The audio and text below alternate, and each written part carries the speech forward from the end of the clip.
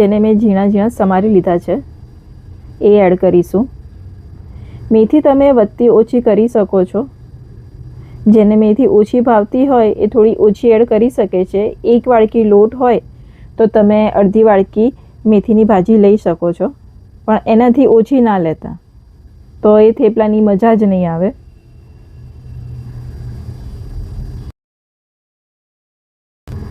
બધું બરાબર મિક્સ કરી લઈશું. મિક્સ કર્યા પછી એને 5 મિનિટ માટે રેસ્ટ આપવાનો છે.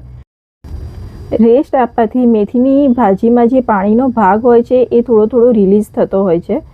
એટલે જે 5 મિનિટ આપણે રેસ્ટ આપતા હોઈએ છીએ ત્યારે એ પાણીનો ભાગ થોડો રિલીઝ થઈ જશે. એટલે આપણે જ્યારે લોટ બાંધીએ છીએ ત્યારે લોટ વધારે પડતો ઢીલો નથી થઈ જતો. ઢાંકીને આપણે 5 મિનિટ રેસ્ટ આપીશું. 5 મિનિટ થઈ ગઈ છે. હવે આપણે લોટ બાંધી લઈશું.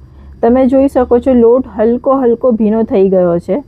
હું આવી રીતે હાથમાં લોટ લઉં છું તો મુઠ્ઠી વાળું છું તો એ થોડો આમ બંધાય છે. તમે જોઈ શકો છો.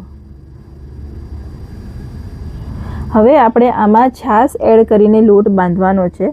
અહીંયા મેં છાશ અડધી વાડકી લીધી છે. ધીમે ધીમે એડ કરીને લોટ બાંધીશું, એક સાથે ના નાખી દેતા. કારણ કે બધાના ઘરમાં ઘઉંનો લોટ અલગ અલગ હોય છે. કોઈના ત્યાં ટુકડી હોય છે, કોઈકના ત્યાં દાઉદખાની હોય છે, કોઈકના ત્યાં આશીર્વાદનો હોય છે. બધાના ત્યાં ઘઉંના લોટ અલગ અલગ હોય છે. તેથી પાણી હોય કે છાશ હોય, ઓલવેઝ થોડું થોડું કરીને જ એડ કરવું.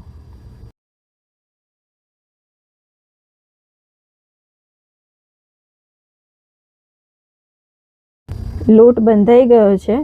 આને ઢાંકીને 5 મિનિટ માટે રેસ્ટ આપીશું.